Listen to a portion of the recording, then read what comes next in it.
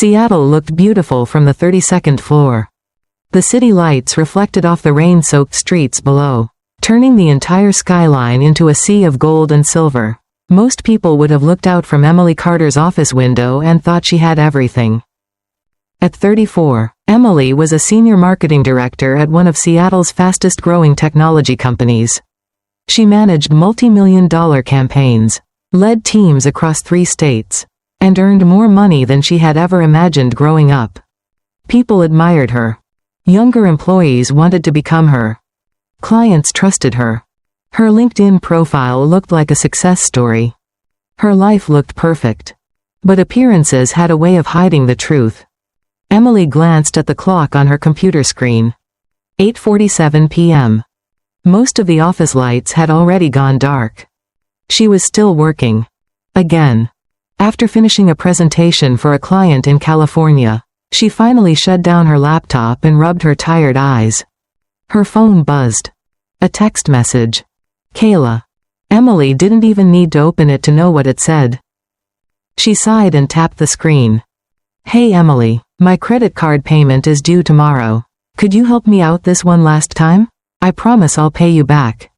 Emily stared at the message. One last time. The same words Kayla had used for almost 3 years. She checked her banking app.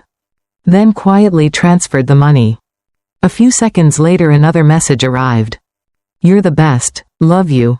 Emily forced a smile. Not because she believed it. Because she was too exhausted to feel anything else. Outside, rain began tapping softly against the glass. Inside, a familiar emptiness settled in her chest. 40 minutes later she pulled into the driveway of the townhouse she shared with her husband. Jason. The porch light was on. She carried her laptop bag through the front door. Immediately she heard laughter. The television was blaring from the living room. Jason sat comfortably on the couch. A football game played across the massive 70-inch television. Margaret sat beside him. Kayla lounged in an armchair scrolling through social media. No one looked up. No one asked how her day had been. No one noticed she had just worked a 12-hour day. Emily placed her keys on the counter. Hi. Jason glanced over briefly. Hey. Then he turned back toward the game. Margaret pointed toward the kitchen. We waited for you. Emily frowned. For what?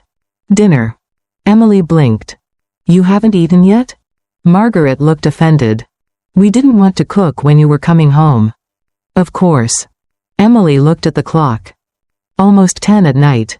3 healthy adults had spent the evening sitting in front of a television waiting for the person who had worked all day to cook for them. Something inside her wanted to scream.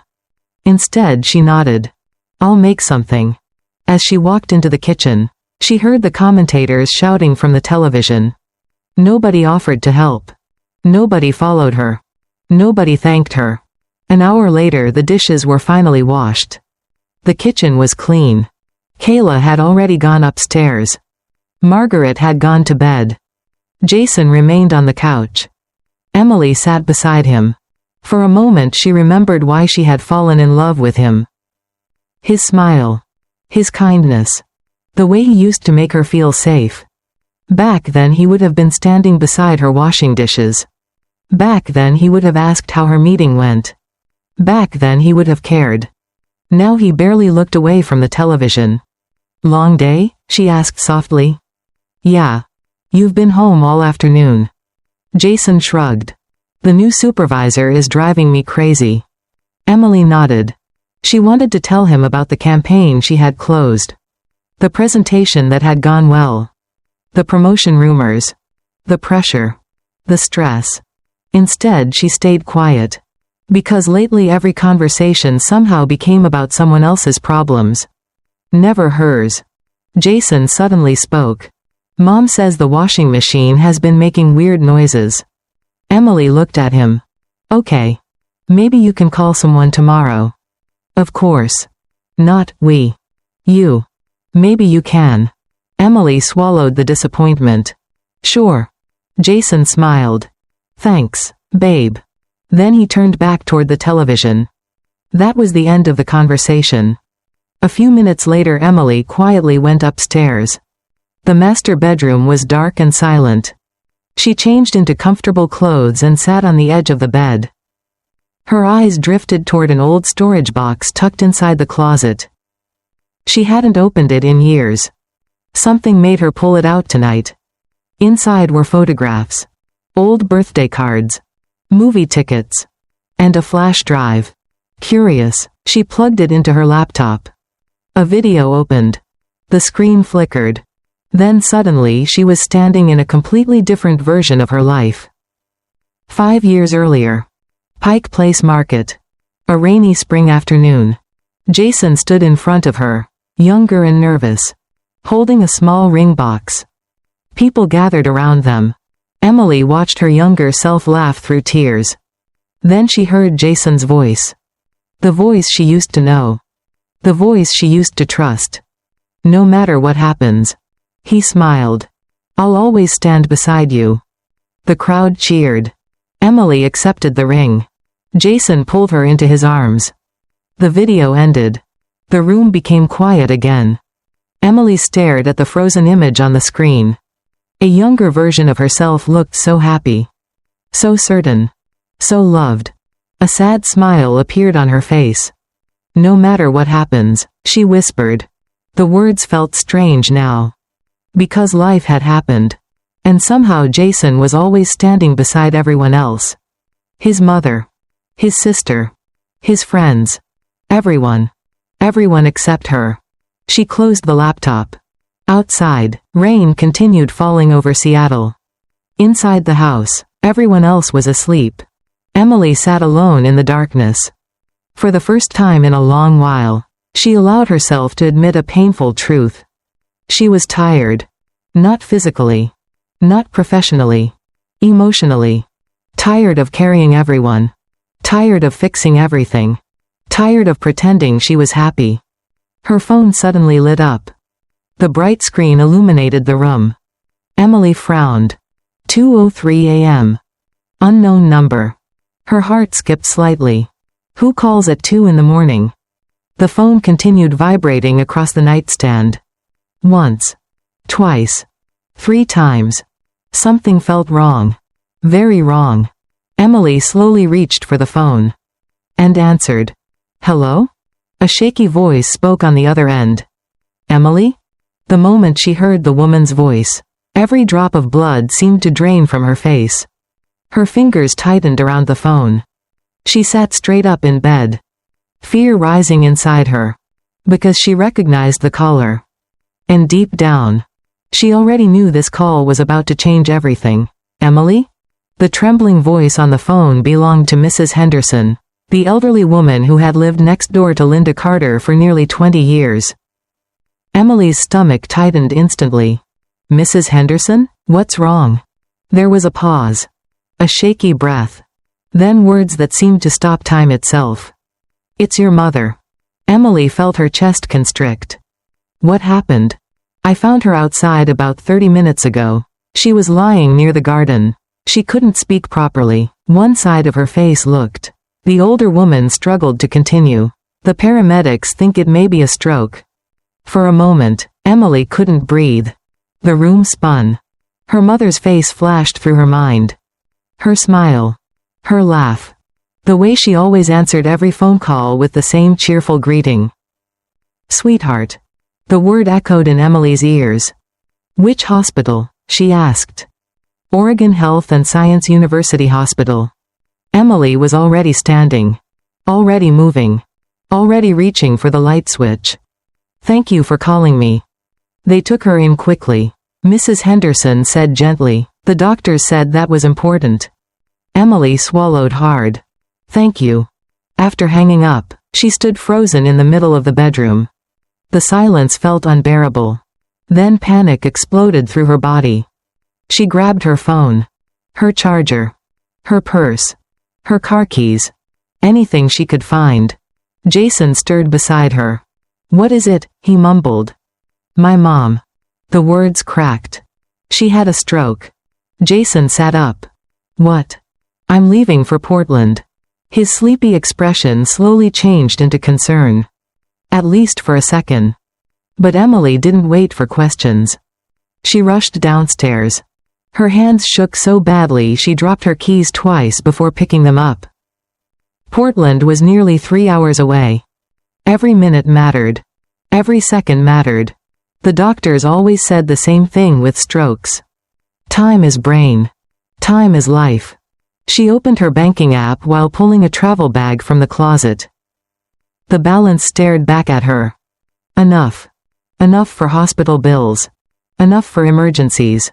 Enough for whatever her mother might need. At least for now. As she packed clothes into a suitcase, memories began surfacing without warning. Maybe because fear had a way of pulling people back into the past. Maybe because she suddenly realized how close she was to losing the person who had given her everything. Emily was 8 years old again. Waiting by the apartment window. Watching headlights pass outside. Waiting for her mother to come home. Linda had worked a 12-hour shift at the hospital. Then another 5 hours at a diner across town. By the time she arrived home, she could barely keep her eyes open. Yet she still smiled. Still cooked breakfast for the next morning. Still checked Emily's homework. Still kissed her forehead before bed. Back then Emily didn't understand exhaustion. She only understood love. And Linda had given it freely. Without conditions. Without complaints. Another memory surfaced. Emily was 16. She needed money for a school trip. A trip she desperately wanted to attend. Linda had smiled and promised she would figure something out. A week later she handed Emily an envelope with every dollar needed. Only years later did Emily discover her mother had picked up double shifts for almost a month to make it happen. There were countless sacrifices like that. Too many to count. Too many Emily never even knew about until she became an adult herself. As she zipped her suitcase shut, another memory hit harder than all the others. College acceptance day. University of Washington. Emily had cried tears of happiness. Then tears of fear. The tuition bill looked impossible. They sat together at the kitchen table. Emily remembered saying, "I can't ask you to pay this." Linda had simply smiled. "We'll find a way." And somehow she had. Years later Emily learned the truth. Linda had sold the last thing she owned from her marriage. Her wedding ring. The ring she'd worn for over 20 years. The ring her late husband had placed on her finger before cancer took him away. She sold it quietly. Never mentioning it. Never asking for gratitude. Never making Emily feel guilty. Because that's who Linda Carter was. Someone who gave until there was nothing left to give. Emily's eyes filled with tears. She wiped them away quickly. This wasn't the time. She needed to drive.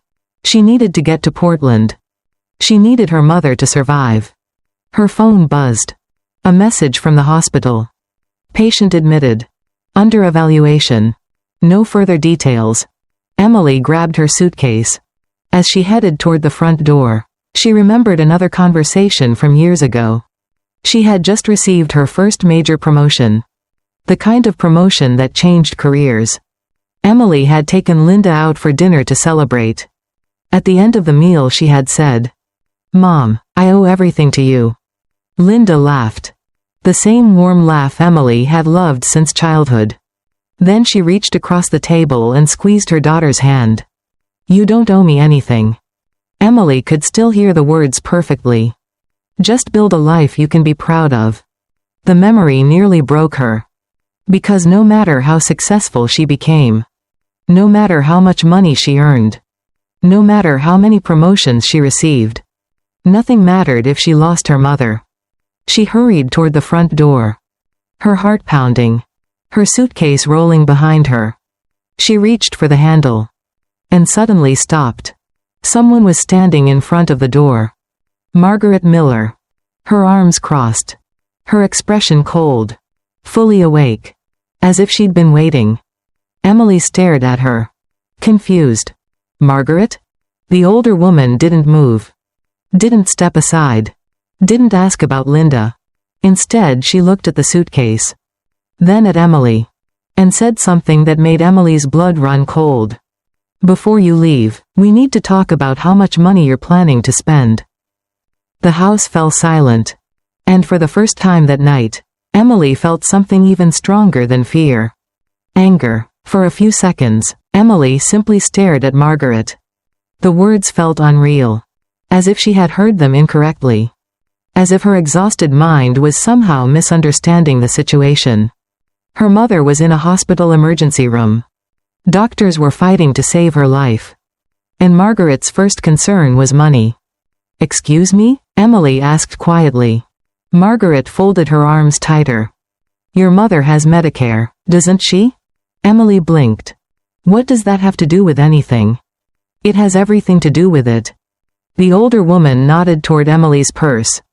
"I just don't think you should rush into spending tens of thousands of dollars before you know what's going on." Emily felt her jaw tighten. Behind her, footsteps appeared on the stairs. Jason. Still wearing the same t-shirt he had slept in. Still rubbing sleep from his eyes. He looked from Emily to his mother. Then to the suitcase. The realization finally reached him. "Mom was serious?" he asked. Emily nodded. "She's in the hospital." Jason's expression softened slightly. "I'm sorry." For one brief moment, Emily thought she saw the man she had married. The man who once drove 3 hours in a snowstorm because she had a flat tire. The man who used to hold her hand during difficult days. The man who once promised she would never face life alone. But the moment vanished. Margaret spoke again. "We're just trying to help you think clearly." Emily looked at her in disbelief. "Think clearly?" "Yes." Margaret sighed dramatically. "These situations get expensive very quickly." Emily felt her pulse rising. "My mother may be dying." "No one said she's dying." Margaret's tone became almost annoyed. "She's 67 years old, Emily." As though that explained everything. As though age somehow reduced a person's value. Emily turned toward Jason. Waiting. Hoping. Needing him to say something. Anything. Tell his mother to stop. Defend her. Stand beside her. Just once. Instead, Jason leaned against the wall. Crossing his arms. Thinking. Calculating. The way he always did when money was involved. Maybe Mom has a point. Emily stared at him. The words hit harder than she expected. "What?" Jason ran a hand through his hair. "I'm not saying don't go." "Then what are you saying?" He hesitated. That hesitation told her everything. But he spoke anyway. "What if this becomes a long-term situation?" Emily felt cold. "What do you mean?" "Rehabilitation." He looked away. "Physical therapy. Long-term care." The words sounded mechanical. Emotionless. Like a business meeting. Like a budget report. Not a conversation about her mother. Emily couldn't believe what she was hearing. Jason continued. "If she needs full-time care." Jason. "If she never fully recovers." Jason. He stopped. But the damage was already done. The silence in the room became suffocating. Then he said the sentence that would haunt him for years. "What if she never recovers?" Emily felt something break inside her. Not crack. Not bend. Break. Jason kept talking. Oblivious. "We have to think about our future too. We can't sacrifice everything." The room seemed to shrink around her. 3 years. 3 years of compromise. 3 years of swallowing disappointment. 3 years of making excuses for him. He's stressed. He's tired. He's under pressure. He doesn't mean it. But suddenly every excuse disappeared. Because no decent man would say those words. Not tonight. Not when his wife's mother might be dying. Not when she was standing there terrified. Emily realized something terrifying. Jason wasn't becoming someone else. This was who he had become. And she had spent years refusing to see it. Margaret nodded approvingly. "Exactly. That's all we're saying. Be practical." Practical. The word echoed in Emily's mind. She remembered Linda working double shifts. She remembered her mother eating instant noodles so Emily could have proper meals. She remembered the wedding ring, the sacrifices, the love. And these people were asking her to be practical. Something inside her finally snapped. Not loudly. Not dramatically. Just completely. Emily picked up her suitcase. Margaret stepped forward. Where are you going? To Portland. We should discuss this first. No. Jason moved toward the front door. Not aggressively. Not threateningly. But enough to block her path. Emily. His voice was calm. Too calm. We need to think this through. She looked at him. Really looked at him. The man she had married. The man she had loved.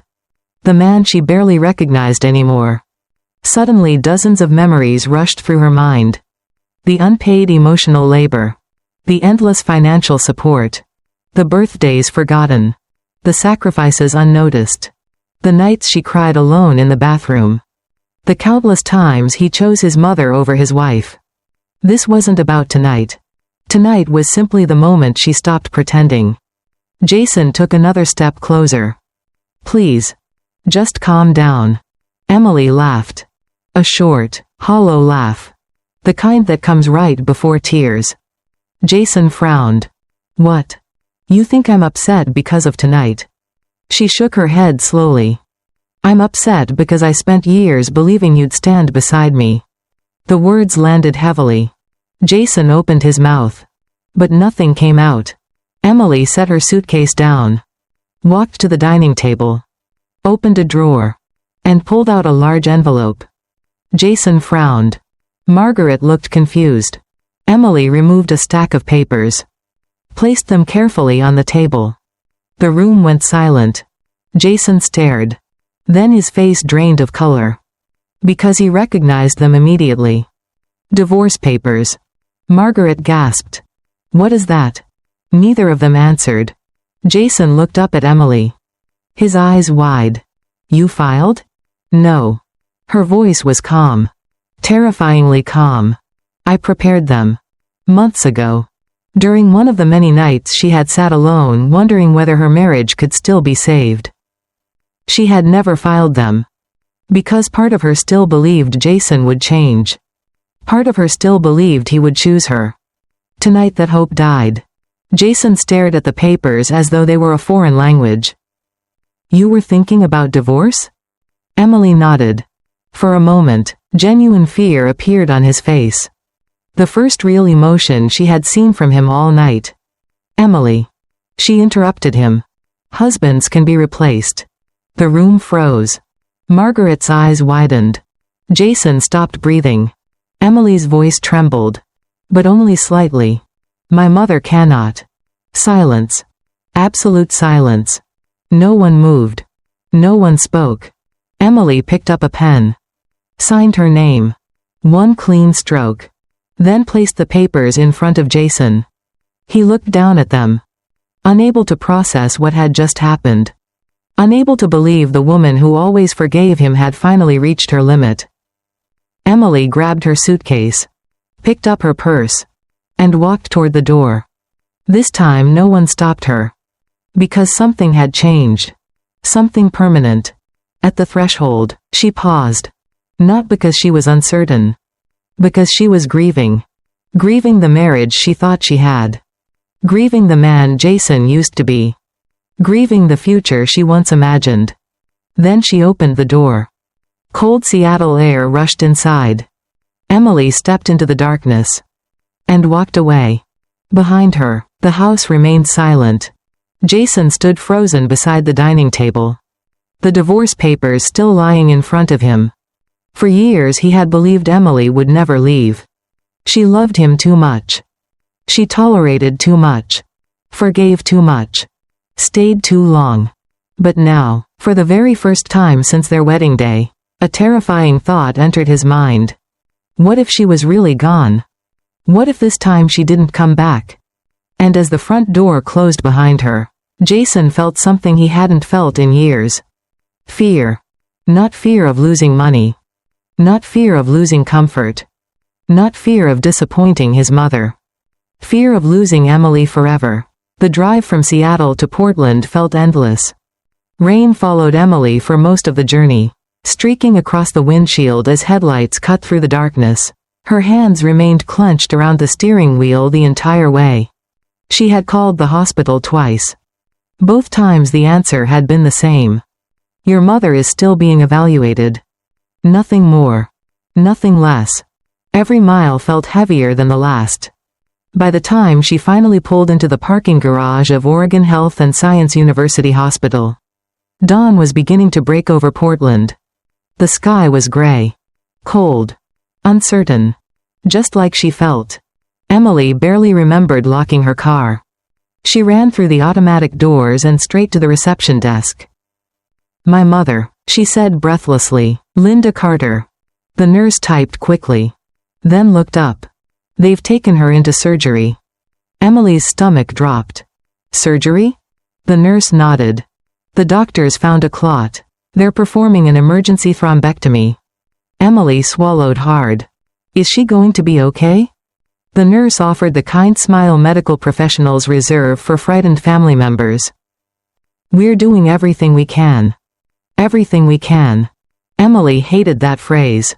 It never meant certainty. It only meant hope. And hope felt terrifying. Hours passed. The waiting room became her entire world.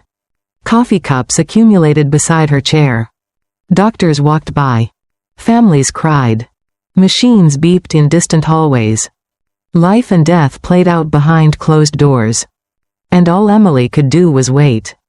At noon, her phone buzzed. Jason. She stared at the screen. Then rejected the call. A minute later another call arrived. Margaret. Rejected. Then another. And another. Finally a text appeared. "Hope your mom is okay. Call when you can." Emily almost laughed. The message sounded caring. But somehow it felt empty. Like an obligation. Like something written because it was expected. Not because it was genuine. She slipped the phone back into her purse. At 3 in the afternoon, a surgeon finally appeared. Emily jumped to her feet. The doctor removed his mask. "Ms. Carter?" "Yes." The seconds that followed felt unbearable. The doctor smiled. The procedure was successful. Emily nearly collapsed from relief. Her eyes immediately filled with tears. "She's alive?" "Yes." The doctor nodded. "We were able to remove the clot." Emily covered her mouth. For the first time since the phone call from Mrs. Henderson, she could breathe again. But the doctor's expression quickly became more serious. However. Emily's heart sank. There was always a however. "The next few months will be critical." He explained everything carefully. The stroke had caused damage. No one could predict how much function Linda would recover. She would need rehabilitation. Physical therapy. Speech therapy. Ongoing treatment. The road ahead would be long. And expensive. After the doctor left, Emily sat alone again. Relief and fear mixing together inside her. Her mother was alive. But the battle wasn't over. Not even close. The following days passed in a blur. Linda remained in intensive care. Emily barely left the hospital.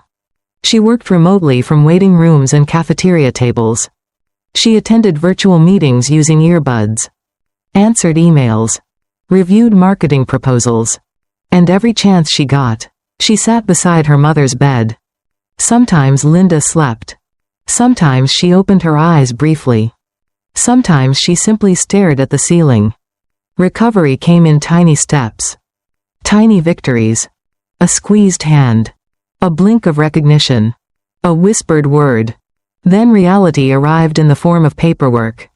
Insurance documents. Treatment estimates. Rehabilitation costs. Even with Medicare covering a significant portion, there were still expenses. Thousands of dollars. Possibly tens of thousands. Specialized rehabilitation facilities. Additional therapy sessions. Long-term care plans. Emily stared at the numbers. Her savings could handle it. For now. But she knew recovery could take months. Maybe longer. Still, there was never a question in her mind. Whatever her mother needed, she would provide it. just as Linda had always done for her. 3 days later another problem appeared. This one came through email. Emily opened the message while sitting in the hospital cafeteria. At first she didn't understand what she was reading. Then her face slowly lost color. One of the company's largest clients was terminating their contract. Immediately. The account represented millions in annual revenue. And Emily had spent nearly a year building that relationship. She read the email twice. Then a third time. The words didn't change. The client was gone. Her phone rang moments later. Her supervisor. Emily answered. The conversation lasted 20 minutes. When it ended, she leaned back in her chair and closed her eyes. The pressure was mounting. The company would expect answers. Her team would need leadership. The hospital bills were growing. Her marriage was falling apart. And she hadn't slept properly in days. For the first time, fear crept into places that relief had temporarily occupied. What if she couldn't handle all of this? What if everything collapsed at once? That evening, another call came. This time from Michael Anderson, Vice President of Marketing Operations. A man Emily had worked with for years but never known particularly well. Emily. His voice was calm. Professional. How's your mother? The question surprised her. No one at work had asked that directly. She's improving. Good. A brief silence followed. Then Michael continued. I reviewed the client situation. Emily prepared herself for criticism. For demands. For expectations. Instead, he said something entirely different. Focus on your family. She blinked. What? We can manage the account issue. Michael, I should be involved. You will be. His tone remained steady. But not tonight. Emily didn't know what to say. Michael continued. Your team knows what they're doing. You built that team. We'll keep things moving. The conversation lasted only a few minutes. Yet when it ended, Emily sat quietly staring at her phone. For the first time all week, someone had treated her like a human being instead of a problem to solve. Michael hadn't offered money. He hadn't offered sympathy. He hadn't tried to fix her life. He had simply shown respect. And somehow that meant everything. The next morning, Linda finally woke up fully. Emily rushed to her bedside. Mom? Linda turned her head slowly. Recognition appeared in her eyes. Tears immediately filled Emily's. Hey. Linda's voice was weak. Barely audible. But it was her voice. Emily grabbed her hand. I've got you. Linda smiled faintly. Then her expression changed. She studied her daughter's face. The exhaustion. The sadness. The pain. And somehow she understood. Perhaps mothers always did. A tear rolled down Linda's cheek. Did I ruin your marriage? The question shattered Emily. All the strength she'd been holding together suddenly disappeared. She lowered her head and cried. Not quietly. Not politely. The kind of crying that comes from carrying too much for too long. No, Mom. Her voice broke. My marriage was already broken. Linda squeezed her hand weakly. Emily looked up. You didn't ruin anything. More tears fell. You just helped me see it. Mother and daughter cried together. Neither speaking for several minutes. Neither needing to. Because some truths hurt too much for words. That night, after Linda finally fell asleep, Emily stepped into the hallway. Exhausted. Emotionally drained. She pulled out her phone. Opened her banking app. And froze. A large withdrawal stared back at her. Thousands of dollars. Gone. Emily frowned. She didn't recognize the transaction. Her pulse quickened. She checked the details again. Then again. The account was a joint account. One she shared with Jason. And suddenly a terrible feeling settled into the pit of her stomach. Because she knew exactly who might have taken the money. And for the first time since arriving in Portland, Emily felt a different kind of fear. Not fear for her mother. Fear of what her husband might have done. Emily stared at her phone screen long after the hospital hallway had emptied. The transaction remained there. Unchanged. Undeniable. $12,500. Withdrawn from their joint account less than 24 hours earlier. Her heart pounded. At first she tried to find another explanation. Maybe it was a mistake. Maybe an automatic payment. Maybe fraud. But deep down, she already knew. The account required authorization from either owner. And there was only one other owner. Jason. The man who had spent the night telling her they needed to think about their future. The man who had questioned spending money on her mother's recovery. The man who apparently had no problem removing over $12,000 from their shared account without a single phone call. Emily immediately dialed his number. The call connected after 3 rings. Emily. His voice sounded cautious. As if he already knew why she was calling. Did you withdraw money from our account? Silence. A terrible silence. Then Jason sighed. It's not what you think. Emily closed her eyes. Every person who had ever lied used that sentence. What did you do? Another pause. Then he answered. I helped Kayla. Emily felt the air leave her lungs. You what? She had some financial problems. Financial problems? Her voice echoed through the hallway. A nurse glanced over. Emily lowered her tone. Jason, you took $12,500 while my mother was in surgery. She was desperate. Emily laughed. A bitter, broken laugh. She was desperate? My mother was fighting for her life. Jason sounded irritated now. Can you stop making everything about that? The moment the words left his mouth, silence filled the line. Neither spoke. Neither moved. Emily realized she wasn't talking to the man she married anymore. Perhaps she hadn't been for years. You didn't even ask me. I knew you'd say no. The honesty shocked her. Not because it was truthful.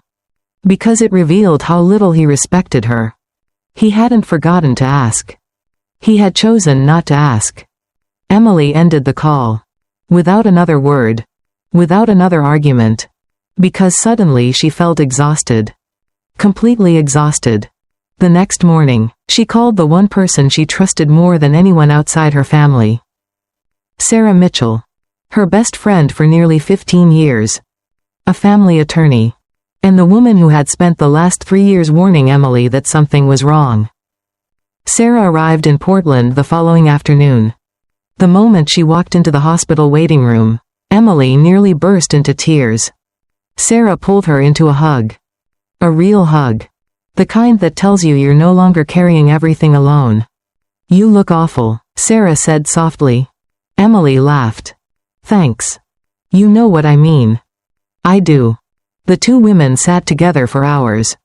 Emily told her everything. The argument. The divorce papers. The withdrawal. The years of supporting Jason's family. The endless requests for money. The guilt. The pressure. The exhaustion. Sarah listened carefully. Never interrupting. Never judging. Only listening. When Emily finished, Sarah opened her laptop. Let's take a look. Within an hour, Sarah had gathered far more information than Emily expected. The withdrawal wasn't an isolated incident. Not even close. Transaction after transaction appeared. Transfers. Payments. Credit card settlements. Cash withdrawals. All linked to Kayla. Some large. Some small. But together they formed a disturbing pattern. Jason had been quietly funneling money toward his sister for months. Thousands of dollars. Money Emily had earned. Money she thought was being saved. Money she believed was helping secure their future. Emily felt sick. How long? Sarah scrolled through the records. Longer than you think. Emily covered her mouth. Every sacrifice suddenly felt meaningless.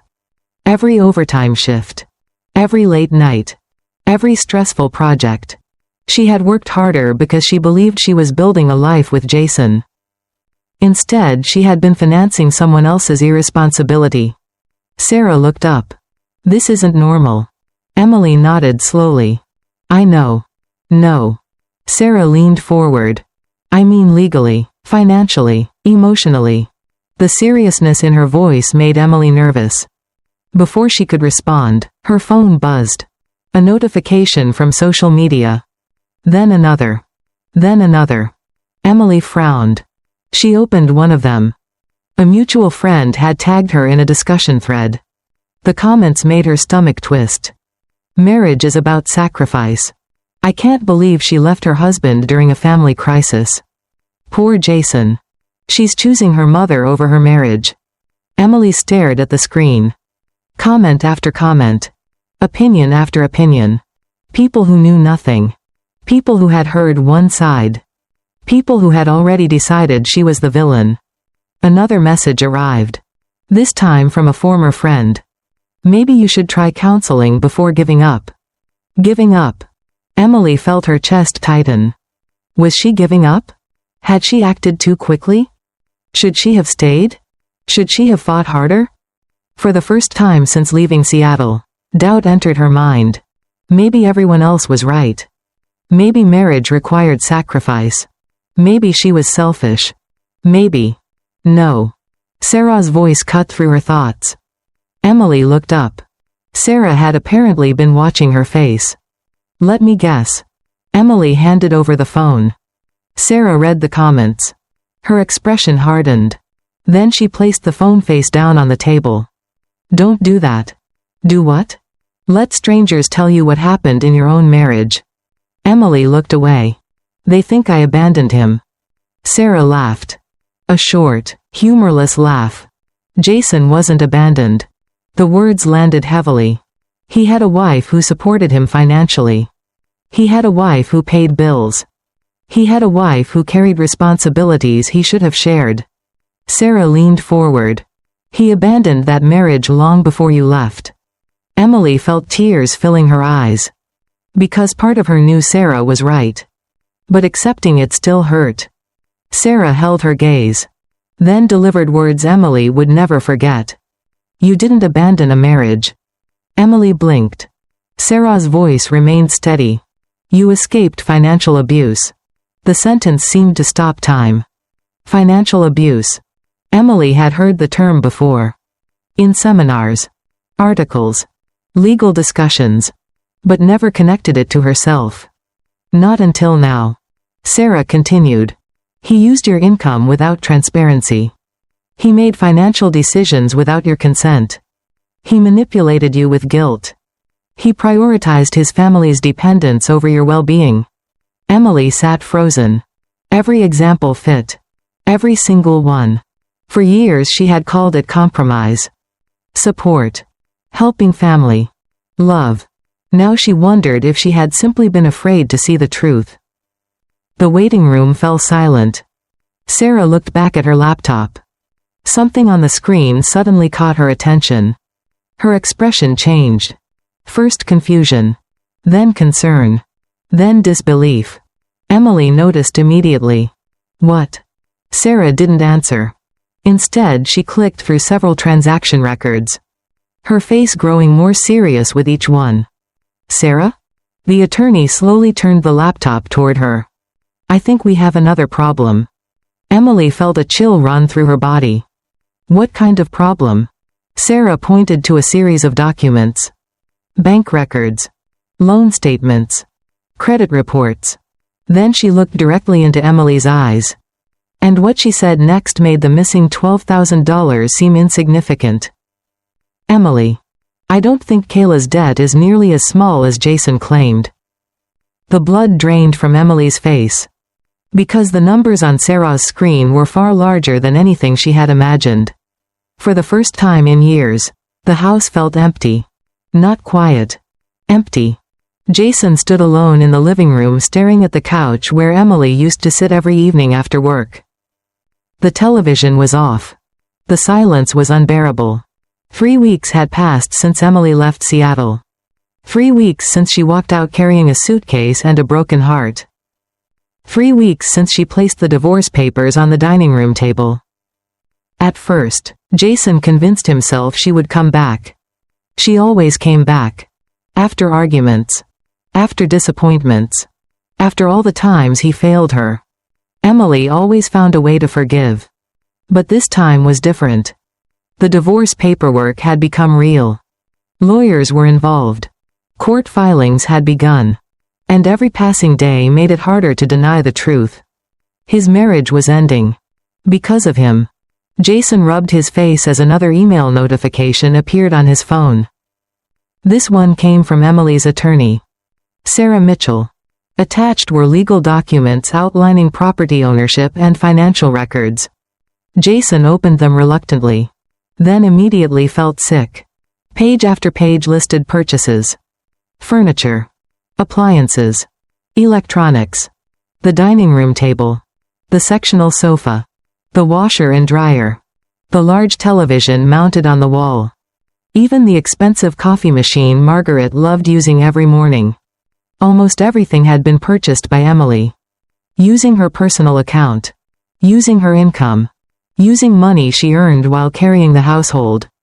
Jason sat down heavily. He remembered none of it. Or rather, he remembered it differently.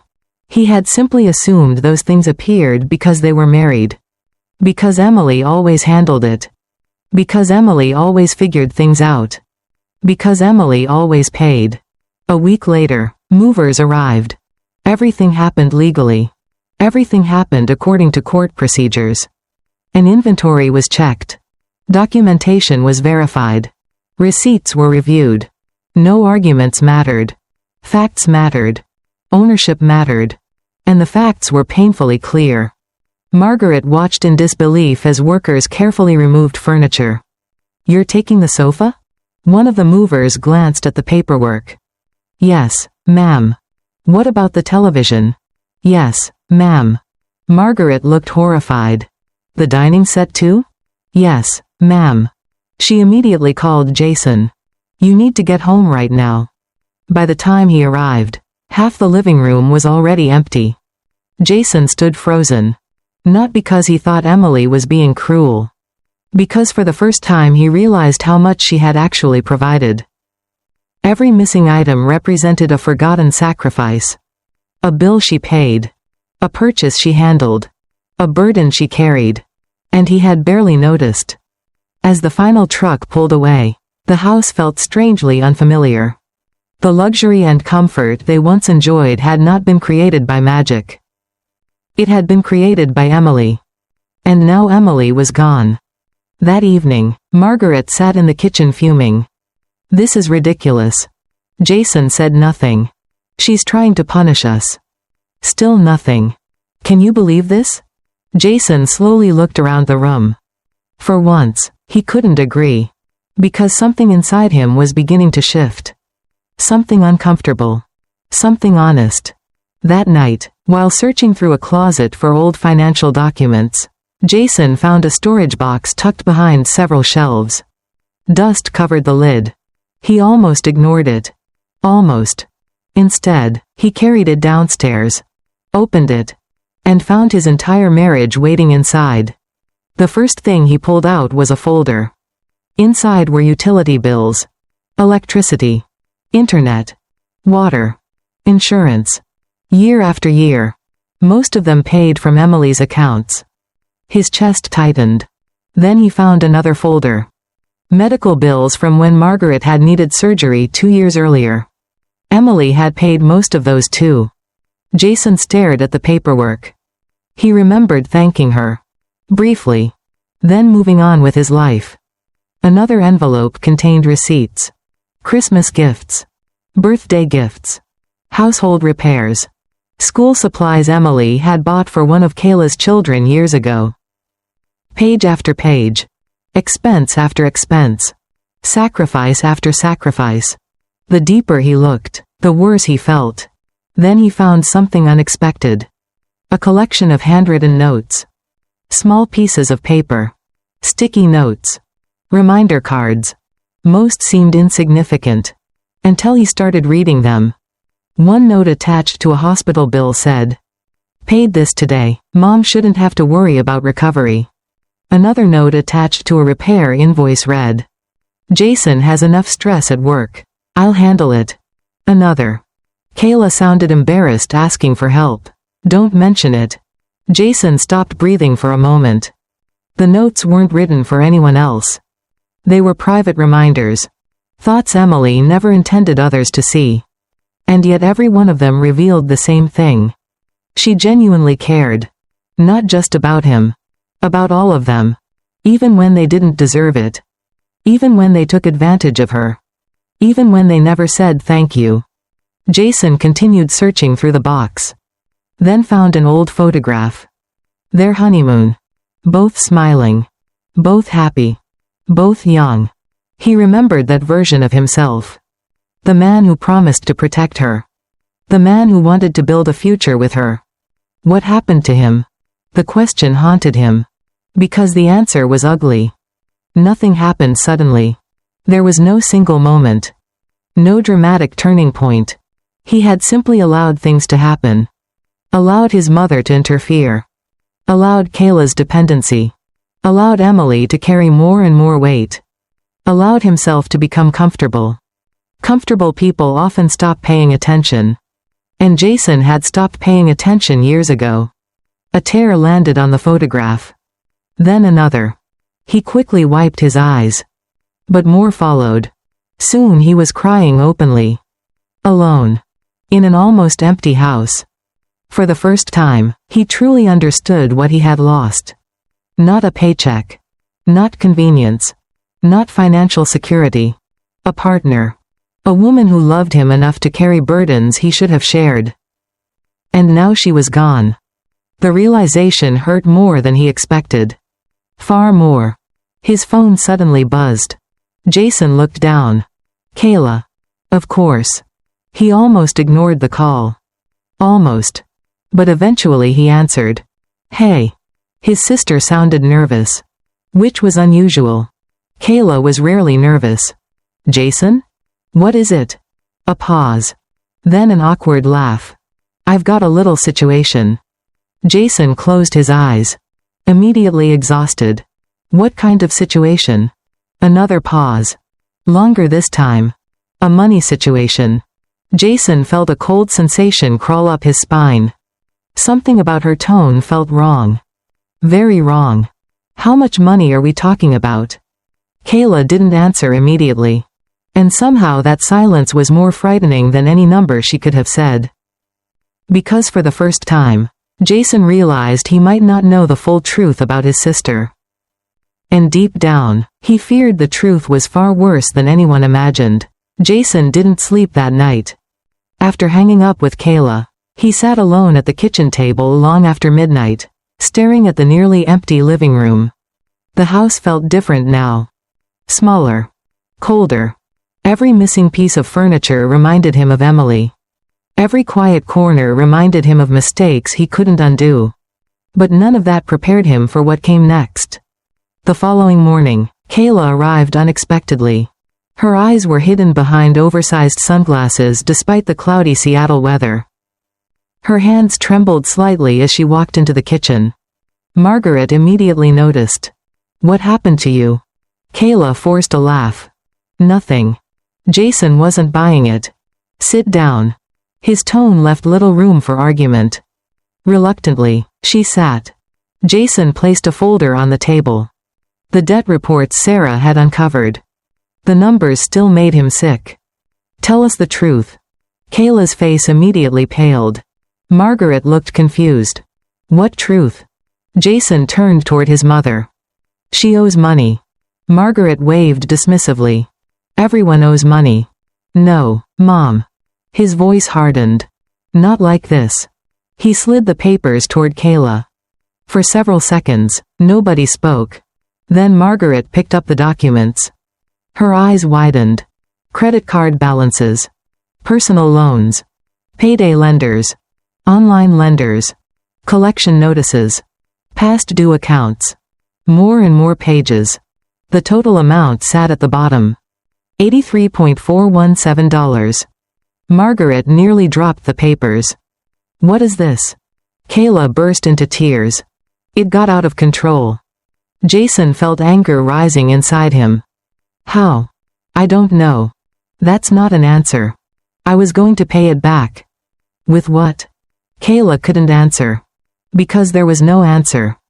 For years she had lived far beyond her means. Shopping. Traveling. Dining out.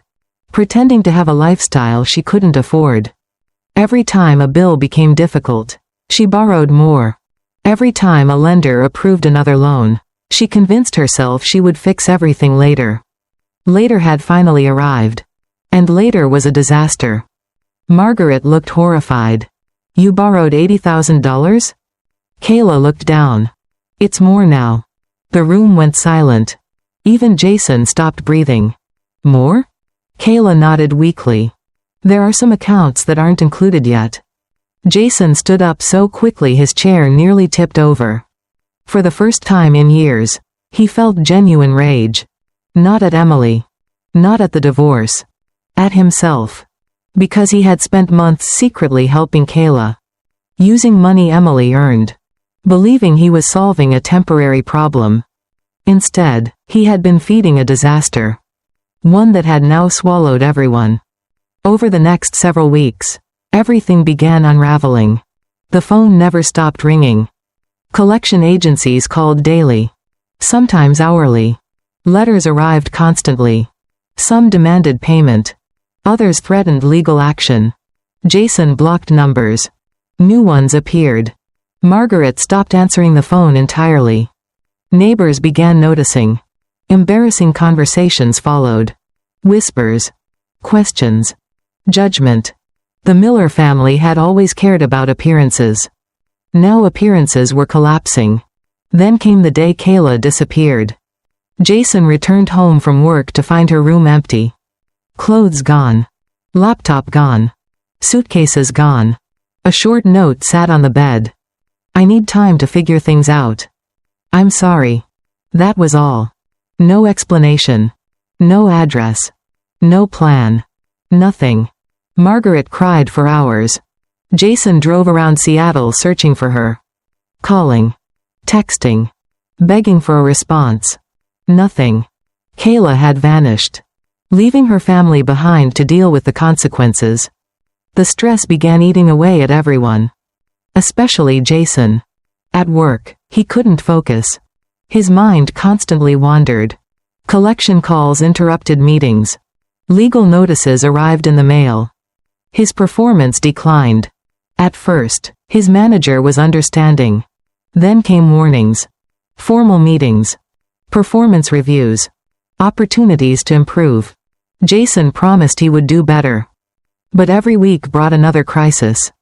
Another debt collector. Another problem. Another reminder that his life was falling apart. One Tuesday morning, he arrived 30 minutes late to an important client presentation. Again. His manager closed the conference room door behind him. The expression on her face told him everything. The meeting lasted less than 10 minutes. When it ended, Jason walked out carrying a cardboard box. Years of employment reduced to a few personal belongings. His company badge. Family photographs. A coffee mug. Nothing else. He sat in his car for nearly an hour afterward. Staring through the windshield. Unemployed. Divorcing. Drowning in debt. Completely lost. Meanwhile, Margaret was unraveling in her own way. She barely slept anymore. Her blood pressure remained dangerously high. Doctors warned her repeatedly. Reduce stress. Take your medication. Get rest. But how? Every day brought new worries. Her daughter was missing. Her son had lost his job. The debt collectors kept calling. The divorce continued moving forward. And underneath it all lived a truth she couldn't escape. Emily had been holding everything together. For years, Margaret had convinced herself that Emily was simply doing her duty as a wife. Now she saw reality. Emily had been the foundation of the entire household. Without her, everything was collapsing. One evening, nearly 3 months after Emily left, Margaret stood alone in the kitchen. Rain tapped softly against the windows. The house felt darker than usual. She reached for a glass of water. Suddenly dizziness hit. The room tilted. Margaret grabbed the counter. Her vision blurred. A strange numbness spread down one side of her body. Fear exploded inside her. No. Not this. Not now. The glass slipped from her hand, shattering across the floor. Jason rushed into the room. "Mom?" Margaret tried to answer. The words wouldn't come. Only broken sounds. Terror filled her eyes. Because suddenly she understood. She knew exactly what was happening. The same thing that had happened to Linda. The same emergency she had dismissed. The same nightmare she had treated like a financial inconvenience. As Jason called 911, Margaret felt herself slipping further away. The kitchen faded. The lights blurred. The sounds became distant. And through the fog of panic, a memory returned. She saw Emily standing at the front door, suitcase in hand, desperate to reach her mother. She heard her own voice. Cold. Judgmental. Practical. Thinking about money instead of compassion. Thinking about costs instead of love. For the first time, Margaret truly understood the cruelty of that moment. And the understanding hurt more than the stroke itself. The ambulance arrived within minutes. Paramedics rushed her inside. Jason sat beside her during the ride. Terrified. Helpless. Margaret stared at the ceiling of the ambulance, listening to the sirens, feeling the fear she had once forced Emily to endure. The fear of possibly losing a parent. The fear of uncertainty. The fear of not having enough time. When they arrived at the hospital, doctors immediately rushed Margaret into emergency treatment. Jason waited alone, pacing, praying, trying not to think about how similar this situation felt. Hours later, a neurologist finally emerged. The expression on the doctor's face erased any remaining hope. Jason stood, his hands shaking. "How is she?" The doctor removed his glasses slowly, then spoke words Jason would never forget. "Your mother's condition is very serious." And suddenly, the nightmare was only beginning. The neurologist's words echoed in Jason's mind for days. "Your mother's condition is very serious." Nothing about life felt stable anymore. Margaret survived the stroke. But survival was not the same thing as recovery. The damage was significant. Her speech was affected. The left side of her body remained weak. The doctors spoke carefully, avoiding promises. Physical therapy. Rehabilitation. Long-term monitoring. Months of uncertainty. Maybe years. Jason listened to every explanation while sitting alone in uncomfortable hospital chairs. There was no Emily beside him. No one organizing paperwork. No one asking the right questions. No one quietly handling problems before they became disasters. For the first time in his adult life, Jason had to carry everything himself. And he wasn't prepared. The savings account was nearly empty. The divorce settlement had finalized 2 months earlier. His unemployment checks barely covered basic expenses. Debt collectors still called. Kayla was still missing. Some nights Jason lay awake wondering how everything had collapsed so completely. Then he remembered the answer. Not everything. One person. The person who had spent years holding everything together. The person he had failed. One rainy Thursday afternoon, Jason arrived at Portland General Hospital to meet with a rehabilitation coordinator for Margaret. The meeting ended badly. The numbers were overwhelming. Insurance would cover part of the treatment. Not all of it. There were still costs. Always costs. Jason walked through the hospital hallway feeling defeated. Exhausted. Lost. Then he saw someone familiar. At first he thought he was imagining it.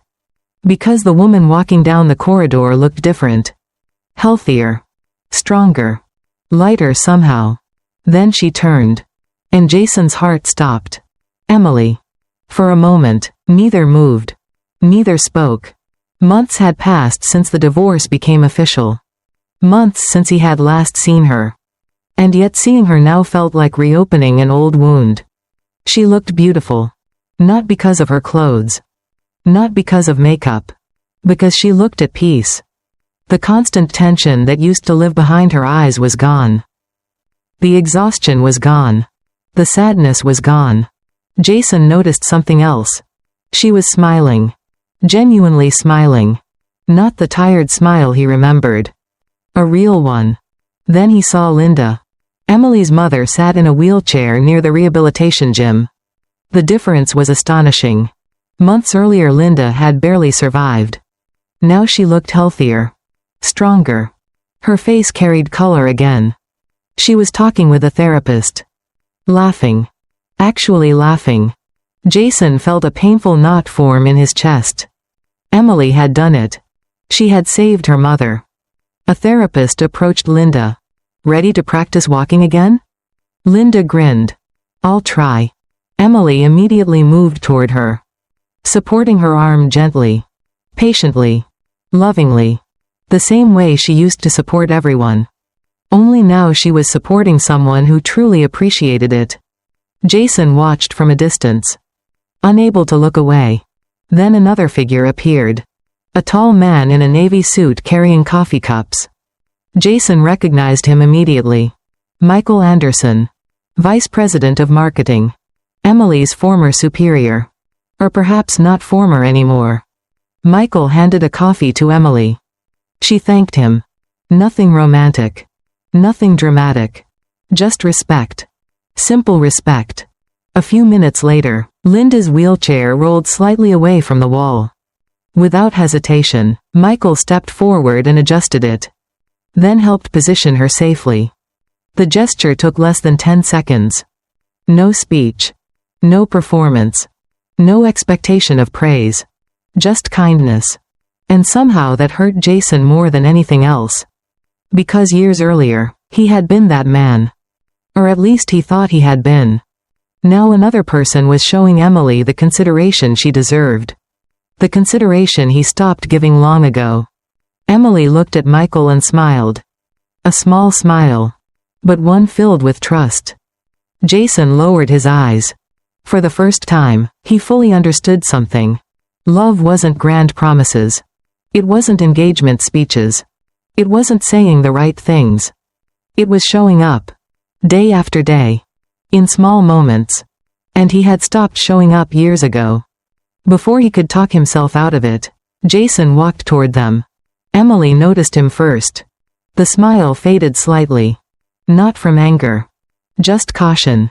The kind people develop after they've been hurt. Jason. Her voice was calm. Polite. Distant. A stranger's voice. Emily. Neither knew what to say next. Linda looked up and recognized him. There was no hostility in her expression. Only quiet understanding. Michael sensed the tension immediately. I'll give you two a moment. He nodded politely and stepped away. Jason watched him leave. Then looked back at Emily.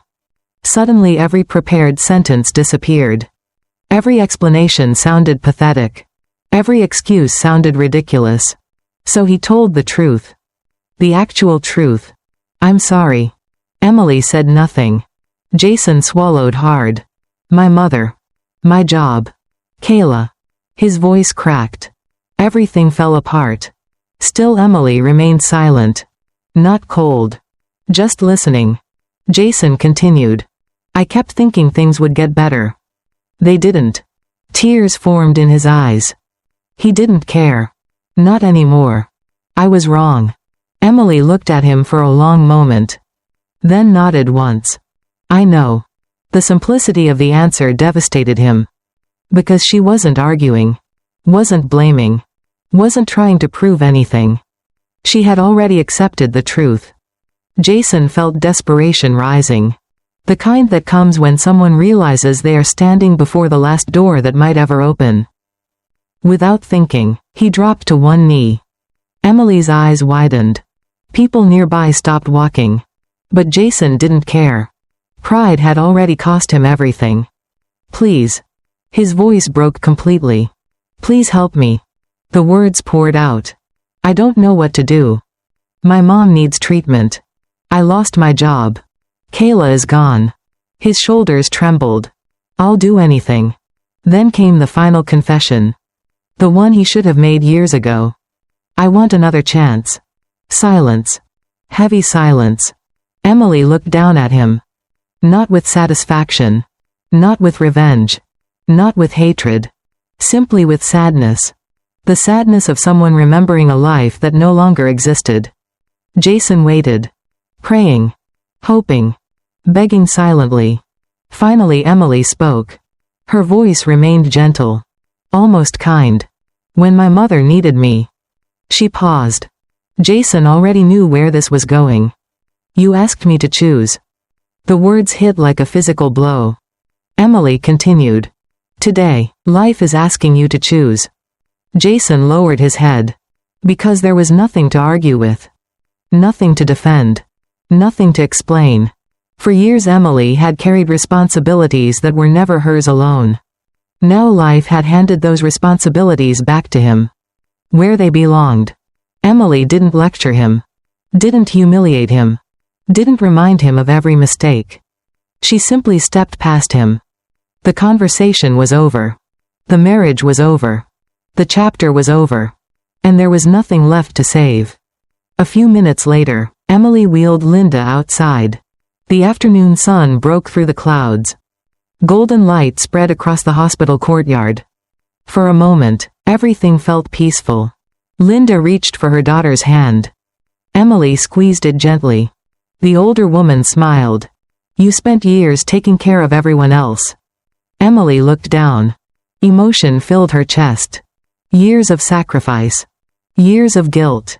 Years of feeling responsible for everyone. Her husband. His mother. His sister. Everyone. Linda squeezed her hand again. Now it's time to take care of yourself. Emily looked toward the sky. Blue stretched endlessly above Portland. For the first time in years, she felt no guilt. No obligation. No debt. No burden. She didn't need to rescue anyone. Didn't need to prove her worth. Didn't need permission to be happy. The woman who once spent her life carrying everyone else had finally set the weight down. And as the sunlight warmed her face, Emily Carter realized something beautiful. She wasn't starting over. She was finally beginning. The life she built for everyone else was gone. At last, she was building one for herself.